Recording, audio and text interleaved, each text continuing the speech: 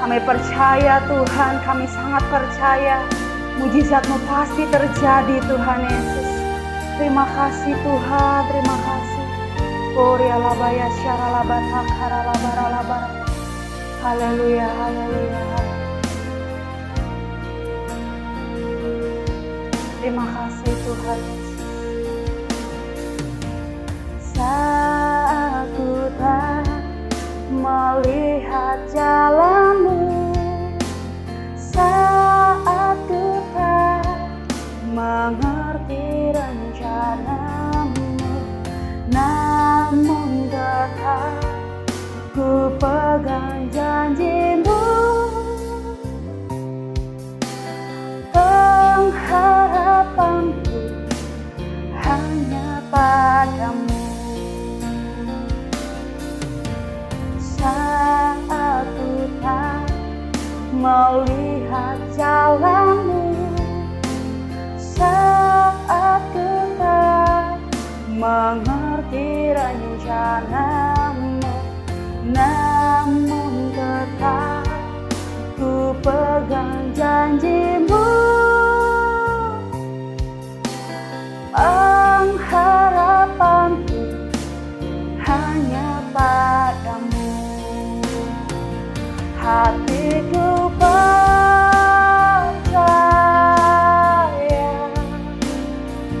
hatiku percaya,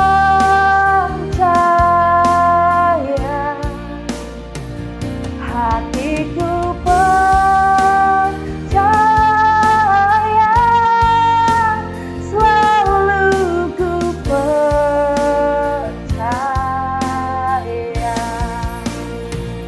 Hatiku percaya, hatiku percaya, hatiku percaya, selalu ku percaya.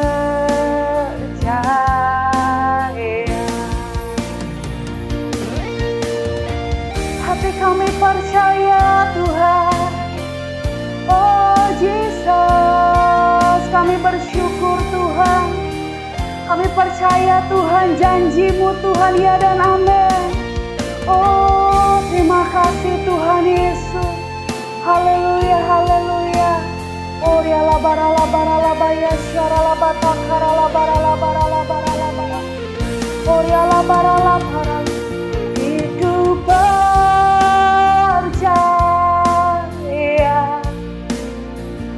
hatiku percaya,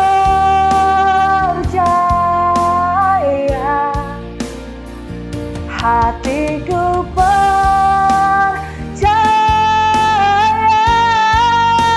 selalu ku percaya.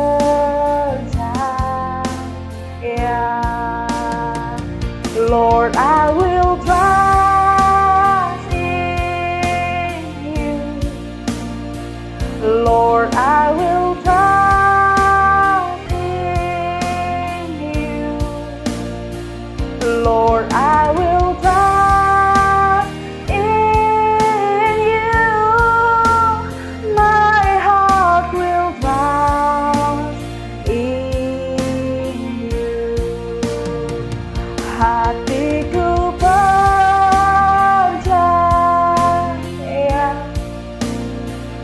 hatiku percaya,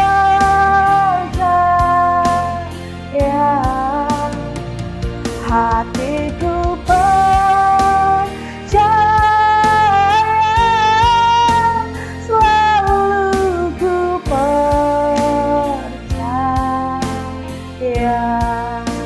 selalu ku percaya.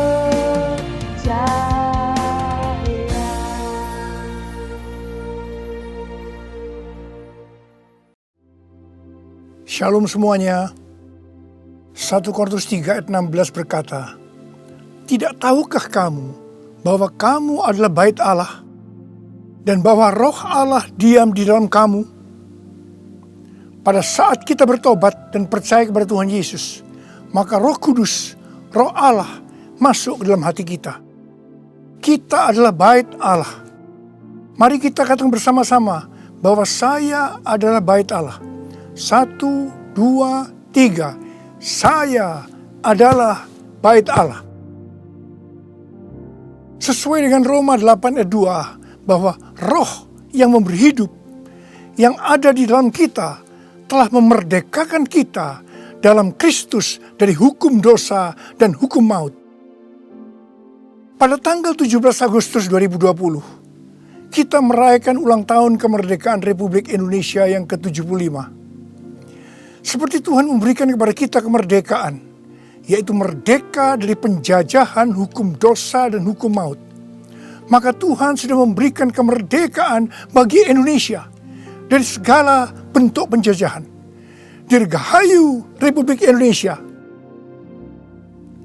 Dalam masa pandemi COVID-19 ini, kita harus melakukan seperti yang tertulis dalam Yeremia 29 ayat 7. Yaitu kita harus mengusahakan kesejahteraan negara di mana kita tinggal. Dan berdoa untuk negara kita kepada Tuhan. Sebab kesejahteraan negara Indonesia yang tercinta ini adalah kesejahteraan kita semua.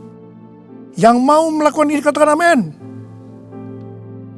Kita sebagai bait Allah harus hidup dipimpin oleh Roh Kudus. Bukan hidup menurut daging.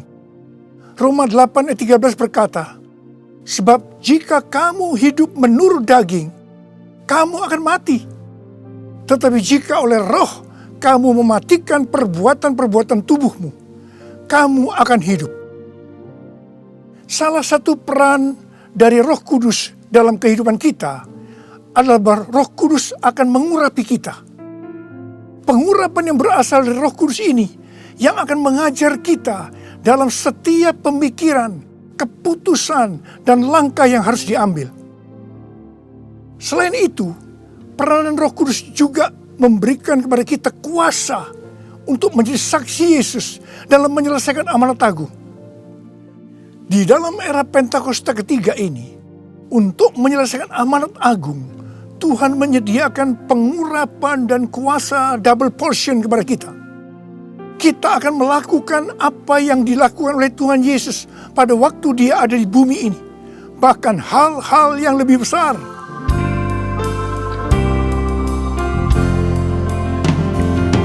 Anointing fall on me. Anointing fall on me. Let the power of the Holy Spirit fall on me.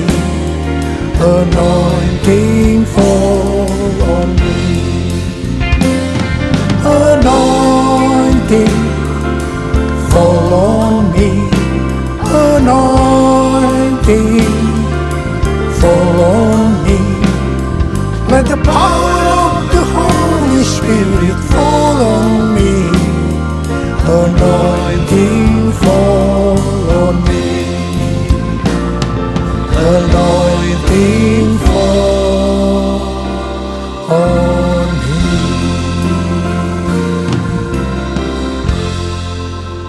Daud adalah seorang yang sangat mengasihi Allah. Daud merindukan untuk mendirikan bait Allah. Tetapi Tuhan tidak mengizinkan karena Daud seorang prajurit yang banyak menumpahkan darah. Tuhan mengatakan bahwa yang akan mendirikan bait Allah adalah Salomo anaknya. Meskipun demikian, Daudlah yang mempersiapkan segala sesuatunya untuk membangun bait Allah itu. Termasuk menyediakan emas, perak, tembaga, besi, kayu, batu permata. Daud juga yang membuat blueprint. Daud berkata bahwa Tuhanlah yang memberikan ilham kepadanya untuk memberikan petunjuk tentang segala pelaksanaan rencana itu. Secara pribadi, Daud juga mempersembahkan emas dan perak untuk pembangunan itu. Pada waktu Daud menantang bangsa Israel untuk memberikan sumbangan untuk pembangunan bait Allah, dikatakan bangsa itu bersuka cita karena mereka memberi dengan rela dan tulus ikhlas. Demikian juga dengan Raja Daud, dia sangat bersuka cita untuk membangun bait Allah yang adalah tubuh kita ini. Syarat yang utama adalah mengasihi Tuhan. Karena kita mengasihi Tuhan, maka kita akan mempersiapkan segala sesuatunya untuk membangun tubuh kita sebagai bait Allah, yaitu membangun kerohanian kita. Salah satunya dengan memberikan persembahan secara materi kepada Tuhan dan kepada sesama. Memberi kepada Tuhan dan kepada sesama bukan hanya bagi orang-orang yang berkelimpahan secara materi, tetapi juga untuk orang yang berkekurangan. Pada waktu kita memberi, seperti yang terjadi kepada Daud dan bangsa Israel, maka kita akan mengalami sukacita yang melimpah. Filipi 4 ayat 4 berkata, bersukacitalah senantiasa dalam Tuhan. Sekali lagi kukatakan, bersukacitalah. Dalam masa pandemi COVID-19 ini, banyak orang yang kehilangan sukacita. Itu memang rencana iblis untuk menghancurkan kita. Tetapi Tuhan memberikan kunci untuk mengembalikan sukacita itu, yaitu dengan cara memberi.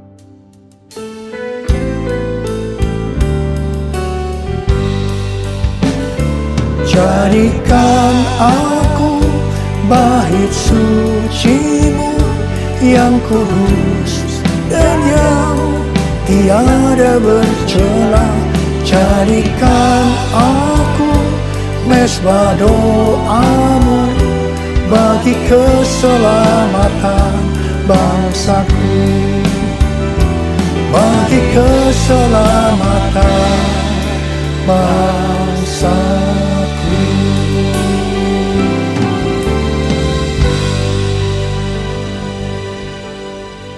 Sesuai dengan 2 Tawarikh 3 ayat 1 dikatakan bahwa Salomo mendirikan bait Allah di Yerusalem di Gunung Moria, di mana Tuhan menampakkan diri kepada Daud di tempat pengirikan Ornan, orang Yebus.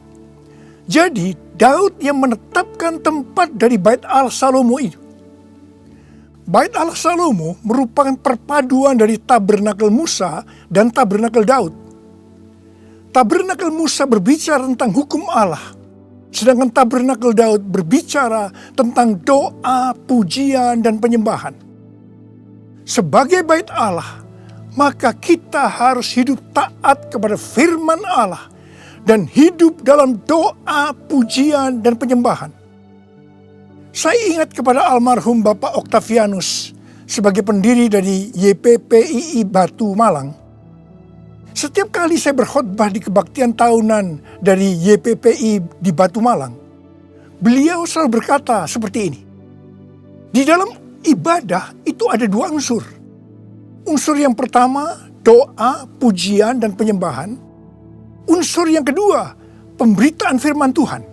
Itu saja, seperti di gerejanya Pak Niko. Bait Allah Salomo berada di Gunung Moria di Yerusalem. Gunung Moria adalah tempat di mana Daud disuruh Tuhan membuat mezbah bagi Tuhan dan mempersembahkan korban bakaran dan korban keselamatan. Setelah Daud melakukan itu, maka Tuhan mengabulkan doa Daud untuk negeri itu. Dan tulah penyakit sampar yang mengakibatkan 70.000 orang Israel mati berhenti menimpa orang Israel.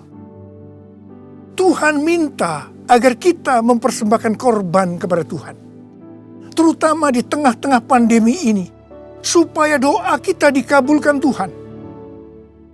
Saya bersyukur kepada Tuhan, karena gereja-gereja di Indonesia pada saat pandemi COVID-19 mempersembahkan korban.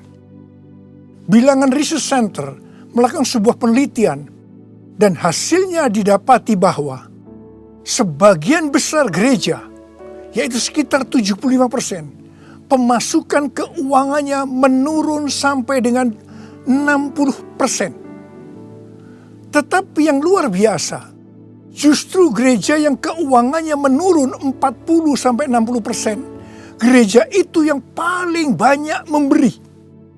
Mereka memberi kepada anggota gereja, memberi kepada masyarakat, memberi kepada gereja lain, melakukan kerjasama dengan pemerintah, melakukan pelayanan sosial. Didapati juga satu hal yang menarik. Bahkan ini bagi saya suatu fenomena.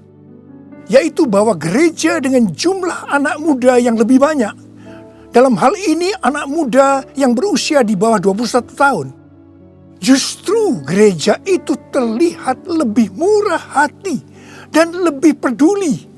Wow! Kemudian terjadi kebangkitan gerakan doa antar denominasi yang diikuti sebanyak 83,8% gereja. Mereka melakukan apa yang dikatakan Alkitab. Mereka bertekun dengan sehati dalam doa bersama-sama. Untuk bisa unity seperti ini, perlu pengorbanan.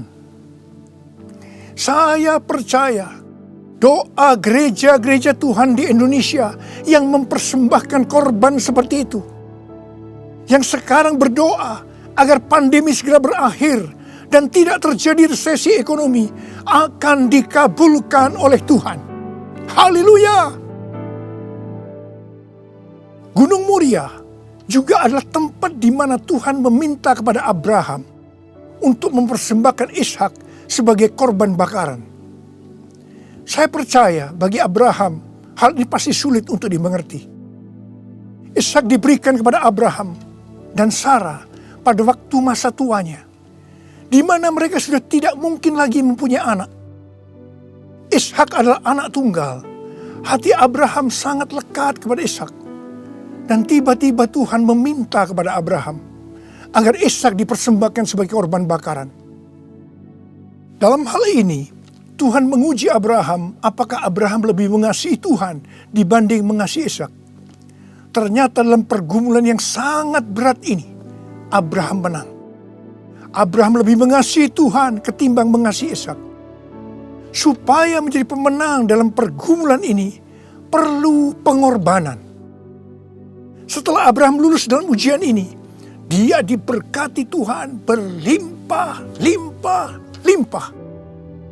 Untuk menerima pengurapan dan kuasa double portion, Tuhan pasti akan menguji kita untuk melihat apakah kasih kita kepada Tuhan melebihi kasih kita kepada yang lainnya, termasuk keluarga, uang, harta, kedudukan, harga diri, dan lain-lainnya. Kita harus keluar sebagai pemenang. Dalam Roma 12 ayat 1, kita diminta untuk mempersembahkan tubuh ini sebagai persembahan korban yang hidup, kudus dan berkenan kepada Tuhan. Sebab itu adalah ibadah kita yang sejati. Untuk mempersembahkan tubuh ini sebagai persembahan yang hidup, artinya tidak mati secara rohani, tidak suam-suam kuku, kudus dan berkenan kepada Tuhan. Itu perlu pengorbanan. Tidak benar kalau ada orang yang mempunyai pengertian bahwa setelah kita lahir baru, kita bebas melakukan apa saja dengan alasan pasti Roh Kudus yang menuntun sehingga Bapa akan tersenyum. Tidak benar. Justru kita harus berusaha sungguh-sungguh untuk mempersembahkan tubuh ini sebagai persembahan yang hidup, kudus, dan berkenan kepada Tuhan. Untuk itu perlu pengorbanan.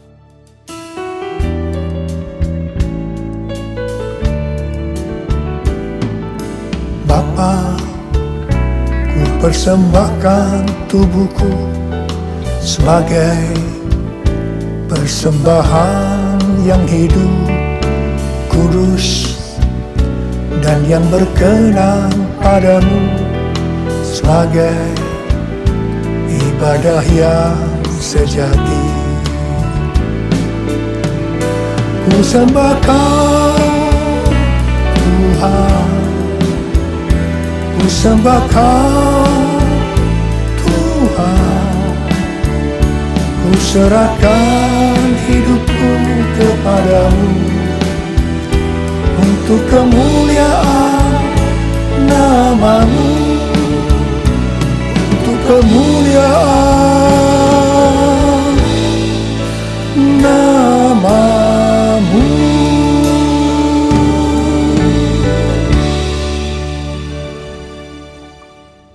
Pada awal tahun 2009, Tuhan berkata kepada saya dari Wahyu 3 ayat 11a, bahwa Aku datang segera. Saya sudah sering mendengar kata-kata ini. Tetapi pada saat itu ada sesuatu yang lain. Saya gemetar. Dan saya berkata kepada Tuhan, Tuhan, apa yang akan Tuhan kerjakan? Dan apa yang harus kami lakukan?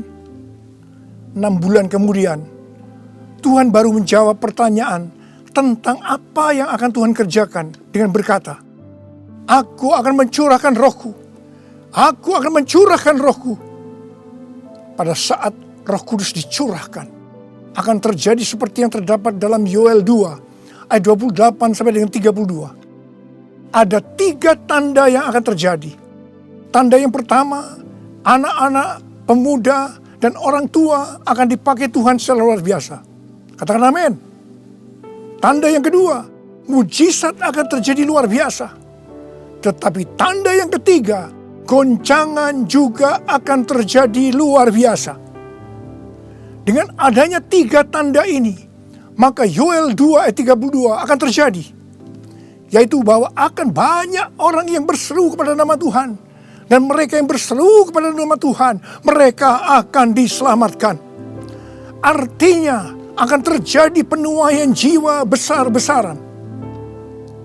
Pada tahun 2013, Tuhan berkata tentang pencurahan Roh Kudus ini sebagai Pentakosta yang ketiga. Ini sesuai dengan nubuatan William Seymour pada tahun 1909, yaitu kira-kira 100 tahun ke depan, yang berarti pada zaman now akan terjadi pencurahan Roh Kudus yang luar biasa, yang melebihi pencurahan Roh Kudus di Azusa Street. Sejak saat itu saya terus-menerus memperkatakan tentang hal ini.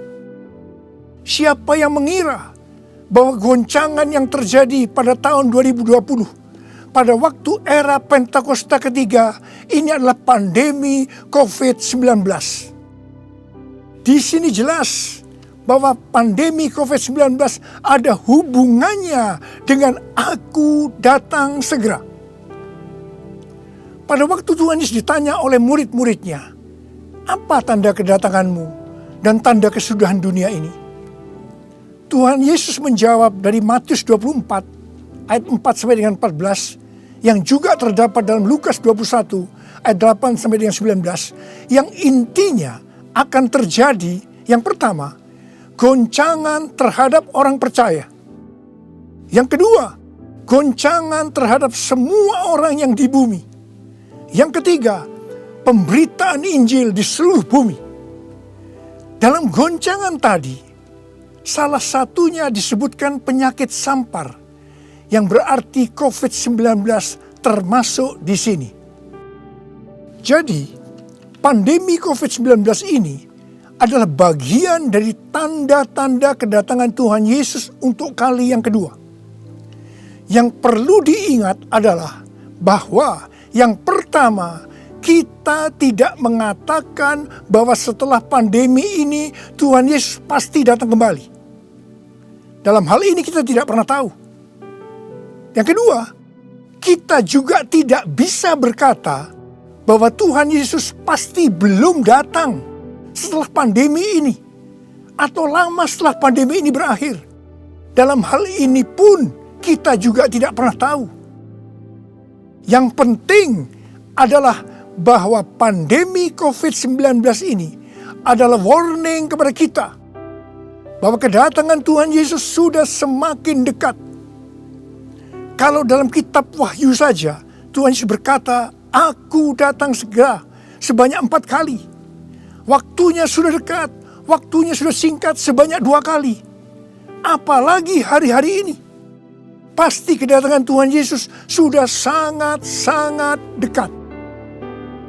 Saya percaya orang yang merindukan kedatangan Tuhan, seperti pada jemaat mula-mula yang selalu berkata, Maranatha, sebagai doa dan sebagai salam, pasti akan lebih serius untuk menyelesaikan amanat agung Tuhan Yesus.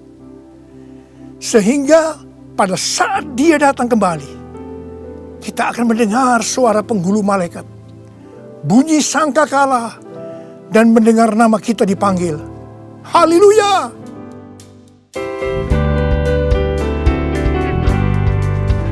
Kalau bunyi sangkakala, kalau bunyi sangkakala, disangka kalah, kalaupun disangka kalah, kalau namaku dipanggil ku ada, kalau namaku dipanggil ku ada.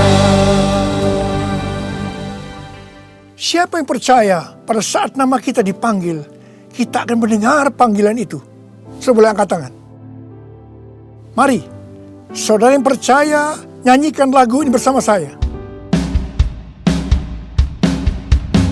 Tak lama lagi kita bertemu Tuhan.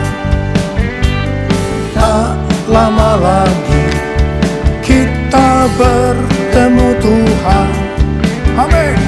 Tak lama lagi kita bertemu Tuhan.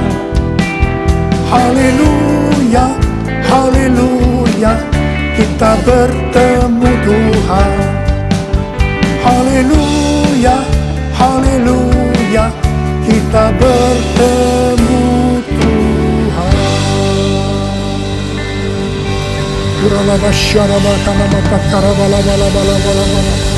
Angkat tangan saudara. Berbahasa roh, berbahasa roh, berbahasa roh saat itu. Oh dia bahkan nama ya oh Yesus, Yesus. Tidak lama lagi kami akan bertemu dengan Kau Tuhan. Kau akan segera datang kali yang kedua. Biarlah kami boleh mempersiapkan diri Tuhan. Kami berdoa buat anak-anak-Mu semua Tuhan. Pakai kami hari-hari ini untuk menyelesaikan amanat agung Tuhan Yesus. Curahkan pengurapan buat mereka. Terima, terima, terima, terima. Kami berdoa dengan mereka Tuhan.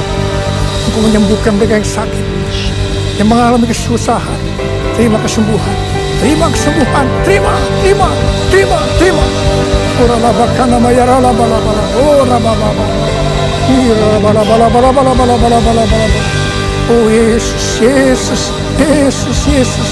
Oh Yesus, Yesus, Yesus, Yesus, Yesus, Yesus, Yesus. Mari saudara-saudara, kita akan masuk dalam perjamuan kudus. Kita akan mengingat ayat ini. Sebab setiap kali kamu makan roti ini dan minum cawan ini, kamu memberitakan kematian Tuhan sampai Ia datang. Perjamuan kudus adalah perjamuan Tuhan Yesus sendiri.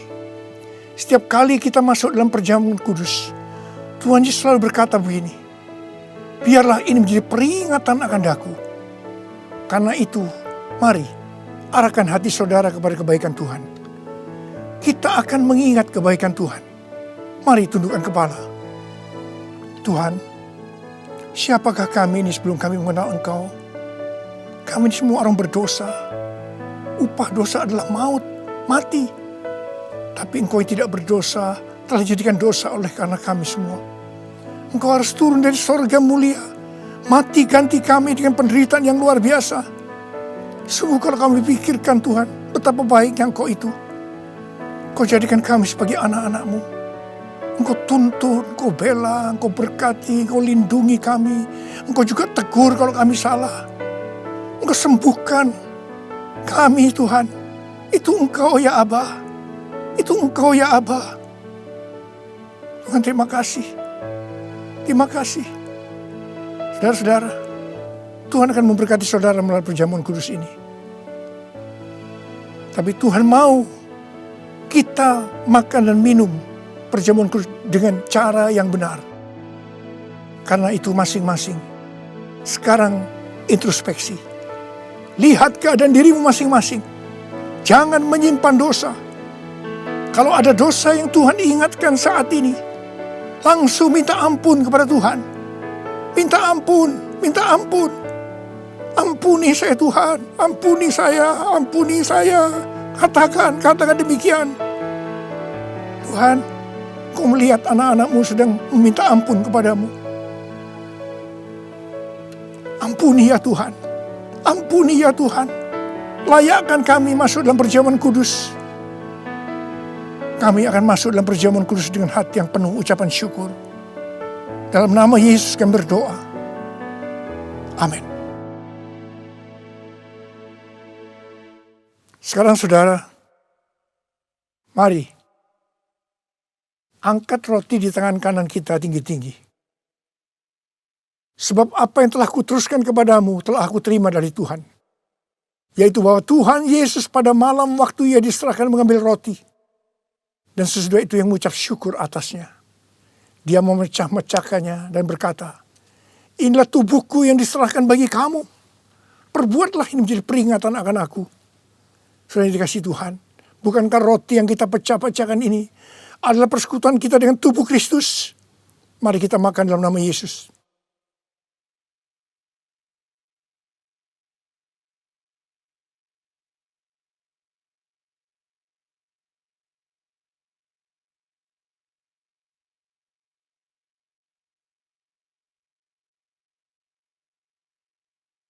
Sekarang angkat cawan di tangan kanan saudara tinggi-tinggi.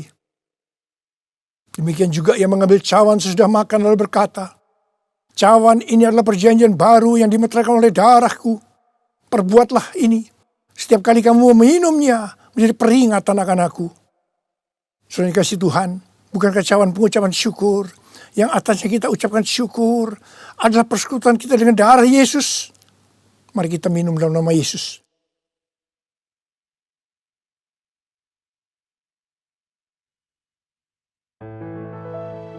Oh, rarabasyandara kadamata karabar. Mari angkat tangan saudara. Ucapkan syukur. Ucapkan syukur dengan suara, jangan diam. Tuhan, terima kasih ya Tuhan. Terima kasih ya Tuhan. Terima kasih ya Tuhan. Terima kasih. Ucapkan syukur pada Tuhan. Ucapkan syukur.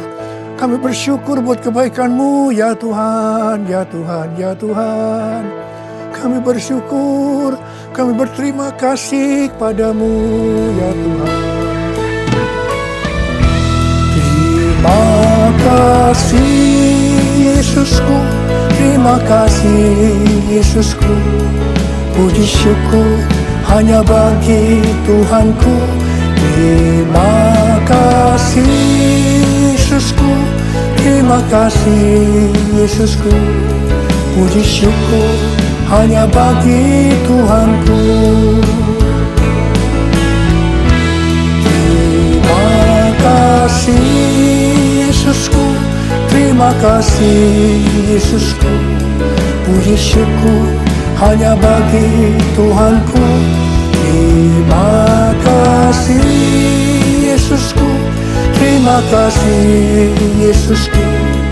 Puji syukur hanya bagi Tuhanku. Puji syukur hanya bagi Tuhanku. Puji syukur hanya bagi Tuhanku.